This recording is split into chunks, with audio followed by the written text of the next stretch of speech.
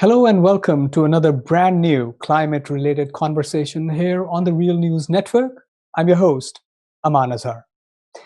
Our focus today is Ecuador, which is home to some of the most biodiverse tropical rainforests on the planet, critical for climate change mitigation.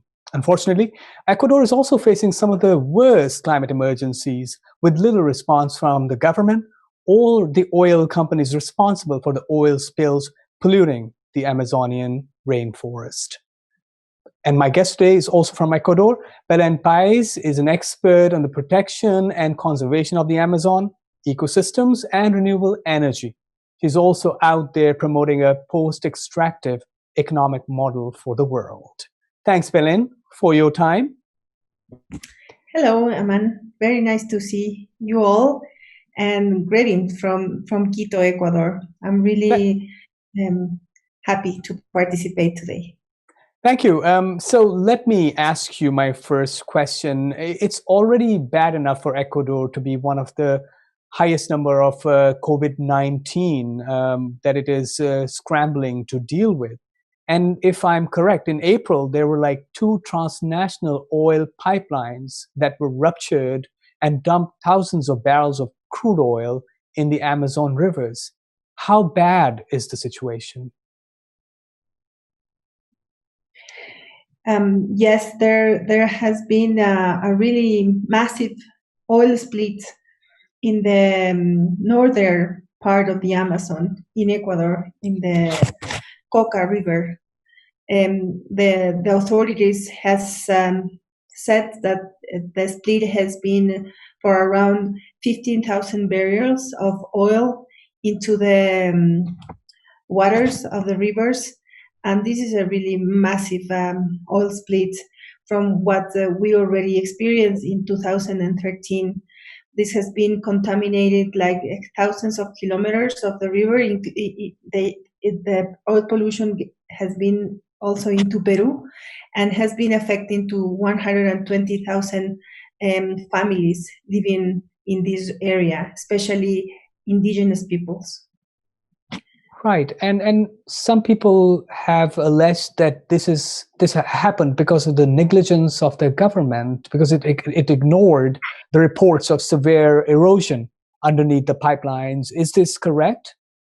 Yes, it is correct. Like 20 years ago, when the government of Ecuador started building the infrastructure for the new pipeline at that time, the SOTE, the geological study shows that there was a lot of instability, like vulnerability to build in these areas because of the geological geographic situations that in that area are really vulnerable to any kind of infrastructure.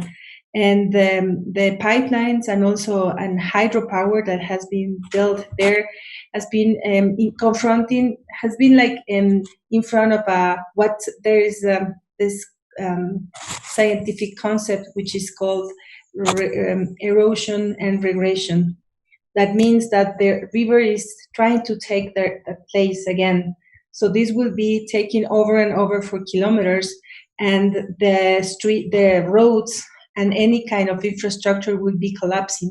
So after the collapsing of this infrastructure, the pollution and the contaminated waters went down into the rivers, meaning that the government has been really negligent inside of this kind of development of constructions. Right. Could you tell me a little bit more about who are the oil companies involved with these transnational gas pipelines, and who are their consumers mostly? As far as we know, consumers are especially in California, in the United States. This oil is going from Ecuador to the Pacific Ocean and then into the northern, into the United States. And the ships, they are shipping by the Chinese tanks and Chinese oil ships, but also the companies that are operating in these times in this area of the Amazon are local companies. Petroamazonas is the one who's responsible of the operation of this special area in the Amazon. And they have not been able to mention like as quick as possible that this was happening. So the communities down the river didn't know what to do. So at the time they were fishing or they were cleaning themselves, or they were like going into the river for a swim, they got into this situation where their bodies were like all over from oil splits. So this has been like a really difficult to deal with the government. They have been not giving a quick answer, like with supplies or with medical supplies or with food or with water. People have been run out from potable water. So and nowadays that the victims and the people has been affected, they have been into the courts. The government of Ecuador was not able to respond into a good way. We are still waiting for an answer from the government on this trial that has been happening recently. And it is my understanding that the indigenous organizations filed a lawsuit with support from national and international organizations. Is justice going to be delivered? Is there a hope for that to happen? Yes, all the people that, especially indigenous people and people who is located in this area, they have been looking forward to have support from NGOs, from local lawyers, to get into the courts and to take their demands and their voices into these places. They were looking forward to have answers for the pollution of the water. They are not able now to fishing. They cannot like go for a hunting. Many of the animals like caimans or giant otters or even turtles are not able to nest anymore. And the people is trying to have an answer from many years. This is not the first time that is happening this in Ecuador. We have a long story of oil splits in this area, 30 years of more, and people has not been able to have justice for themselves and for the region. So local governments are not even able to give support. And in the court, what has happening, which is like really incredible, is that the judge on Twitter said that he cannot continue into this case because he is like COVID infected. And after 2 months of this Twitter, the government has not been able to react and to like come with answers for this situation. So what we call is this, there's a complete negligence, and also there's an injustice and lack of possibilities from the government to take face out and do what they have to do. So basically, the people are by and large left to themselves to kind of do whatever they can to mitigate this problem. Let me also ask you, so you were talking about this is happening in the south. So what about, this is apparently happening in the north, pardon me. What is happening with the Amazon in the southern part of Ecuador? Yes, there is this very special contrast in between what has been happening in the northern part of the Amazon and what is happening in this south central, where still there is a lot of social movements, especially indigenous movement that has been really strong and really well like known by the government as the people who's like putting in place a lot of resistance. Like they are in the front areas, like looking forward to have really answers from the government. They are resisting into the opening of more oil and mining development in these areas. So these people in the south of Ecuador is very well known by their like posture. Like they are not against something, but they are pro the conservation of this very special place on earth, which is our hotspots in the Amazon. And they have been able to confront oil companies and mining companies. So in terms of ecological composition, I will say that the south of center of the Ecuador Amazon is really well preserved. in contrast of what had been happening in the northern part of the Amazon after 40 years of oil exploitation. Right. And is this also true that despite the pandemic and so many of COVID-19 pile up, the government is trying to prosecute the indigenous leaders on the charges of terrorism? Well, for so many years, the Ecuadorian government has been really, in different moments, has been really like pushing the indigenous leaders, like putting them into this situation of criminalization. So there are, for several decades, the indigenous movement in Ecuador has been persecuted by the government, and they have been looking forward to have dialogue on social equality, on environmental preservation, on debate about corruption, and especially the economic development in Ecuador. And this is a really important social movement in the region, in Latin America, and in the whole continent. The indigenous movement is one of the most very well known and acknowledged by its power. So the indigenous people that are still in the front lines there has been still persecuted and criminalized by the government. Women's movement of indigenous people and also leaders has been really like into a place where the government is like trying to show that they are like dangerous, that they are against democracy. But social movements, the civil society has like seen that this is a really important even political movement in Ecuador that is like telling the truth about corruption and lack of transparency in terms of the local agenda. Right. And I believe that the indigenous people are also very hard hit by the COVID-19 situation and struggling with food security, with drinkable water and sanitation supplies. Is the response from the government as bad as it has been in Brazil and Peru? Unfortunately, Ecuador is also confronting the same situation as in Peru, as in Brazil. There is a lack of quick response by the government, especially in rural areas in the Andes or the coast, or even in the Amazon region. So I have seen how effective has been like the indigenous movement to count with allies, with friends, and like they have been make possible these self contributions into their own territories, looking forward the support from universities, from NGOs, from NGOs from different countries.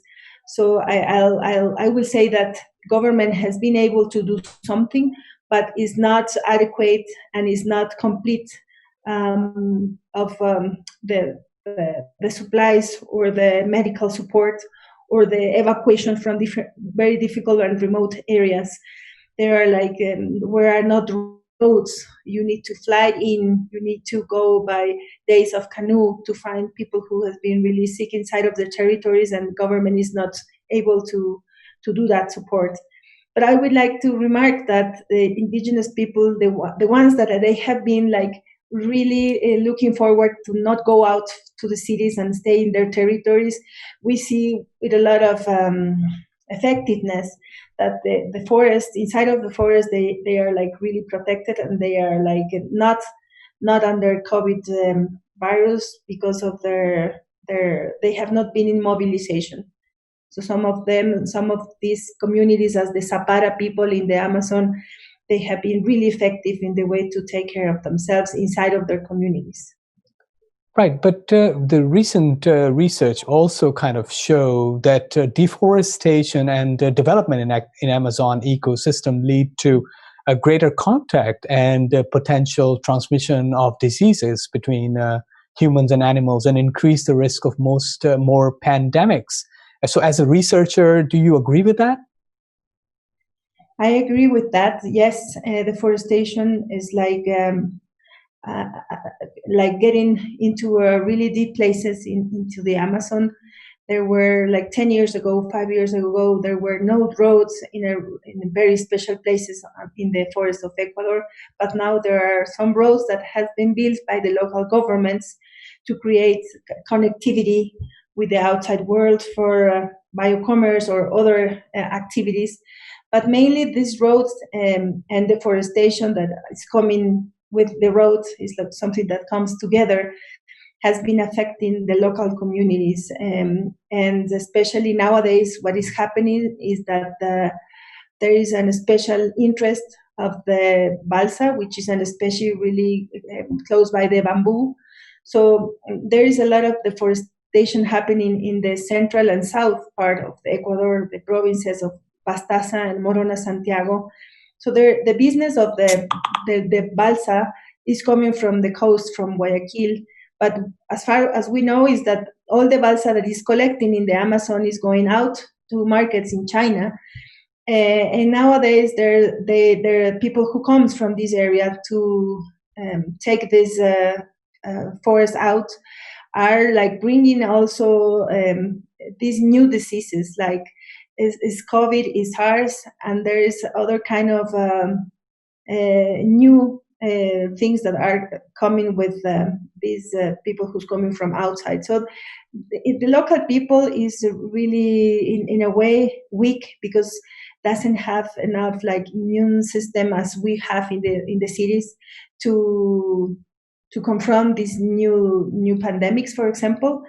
But they have been able also to. I would like to remark that even that deforestation is coming with bad things to with these areas, people is like trying to reach out and bring out their traditional knowledge. They are trying to use more and more medicinal plants from the forest that they are like taking every day. And even that the Occidental medicine is saying that this is not working to confront COVID-19, local people is getting better because they are using their local plants. Right, and Belen, you are an expert on this ecosystems yourself.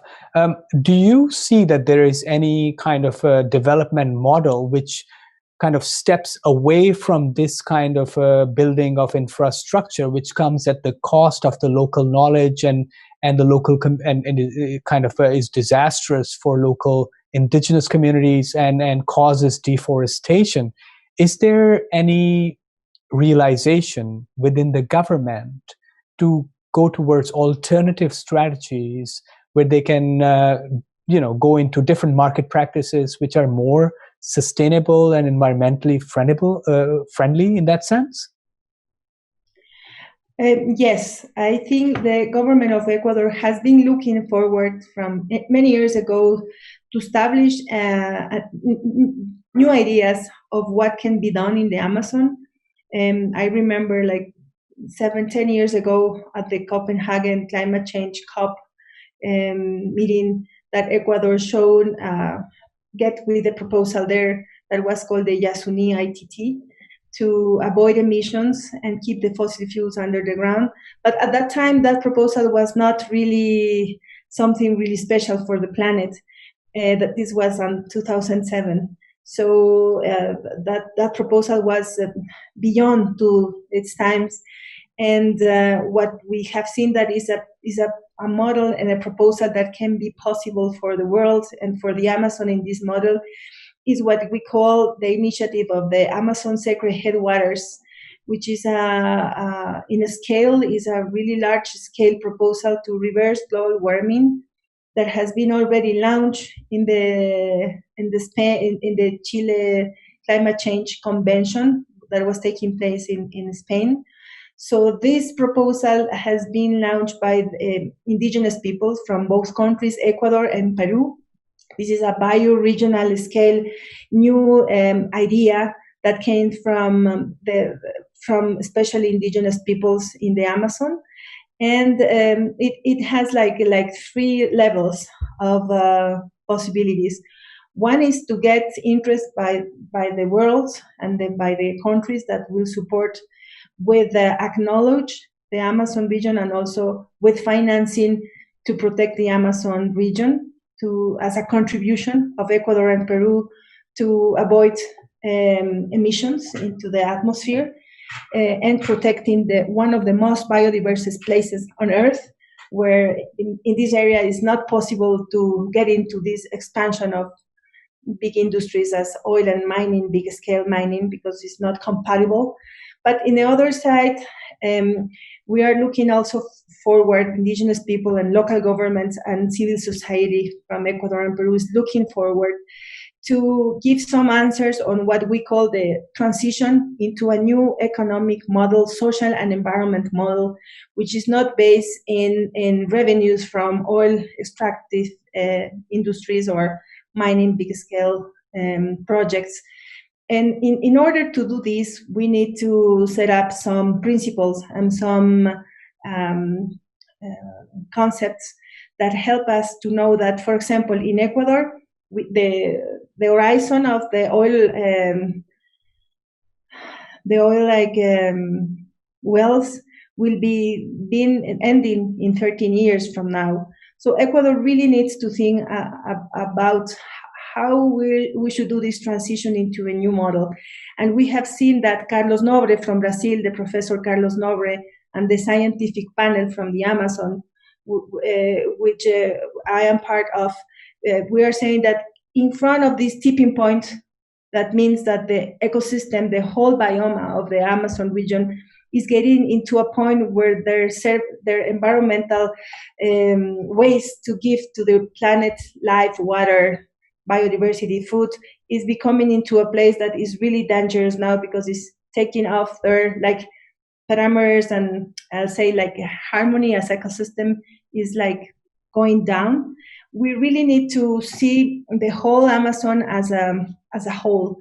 And that's why the Sacred Headwaters Initiative is proposing, like, in one hand, climate change contributions, but also in another hand, the like becoming on a possibility and regarding coming from one economy which is based on destruction into one that is an alive economy based on the biodiversity from the Amazon, all this medicine, all this innovation, all this knowledge from indigenous people that still are alive and are like really closing to give us a new momentum of a society that will be creating this transition. So we are like looking forward and very seriously to talk to politicians, to candidates, especially to students and to new generations to contribute with this Sacred Headwaters Initiative. Right. And are you finding any meaningful partners in the oil and gas and extractive industries? Are they willing to be the partners, or they will continue to extract the fossil fuels from the planet the way they have, or this has been going on for decades now, at the detriment of and leading pretty much the planet to climate urgency, emergency, and catastrophes? So far, even the Minister of Finances of Ecuador, Richard Martinez, has said that Ecuadorians really need to think to move forward from oil-based economy to a new one. This means he's saying actually that we really need to put some ideas into what is next. And in terms of mining, it's a different story because mining is becoming a new, really huge momentum into the economies of the Amazon region in Peru and Ecuador. So the governments are really promoting and marketing mining as the answer to the economic needs that these two countries had, Ecuador and Peru. So is now a moment to, yes, debate and confront, but also to show and to create this, what we call in Spanish, desmitificar. So like take out a myth on what mining will be like solving problems. And we really need to create this narrative with arguments that are saying that in terms of economics, this is going to be as what happened with the oil. This will bring corruption. This will bring not an economic development. This will bring environmental destruction, but also is something about not this new dependency on minerals, where are completely affecting the ecosystem, gold and copper especially. Right. Well, I hope that you find partners with the politicians and other industrial leaders in making this transition, which is so crucial to the environmental change and to confront the challenges of the climate change, for that matter. Thank you so much, Belen, once again for taking out time and apprising us of the situation with the Ecuadorian Amazon and its native tribes. Yes, I would just like to say that Ecuador is trying to get into a point where we will be including the standards to have environmental standards for hydrocarbon activities into the country, and this is a place where like private sector and civil society will be able to have a conversation on how important it is to bring new standards of transparency to work with these industries, but also to make sure that environmental standards will be taken in account. And I really would like forward to tell you more about Sacred Headwaters Initiative next steps, because we are launching a bioregional plan for life that will bring some good ideas about what we should do in the next 10 years in terms of transportation, education, food sovereignty, and local economies for the Amazon in Ecuador and Peru. So thank you very much for this space, Aman. Well, thanks, Belen. I look forward to the next round of conversation with you. Thanks also to our audiences for tuning in into this round of conversations about climate change in Ecuador. You can also look us up at therealnews.com. For myself and the rest of the crew here at The Real News, it's goodbye for now and be well.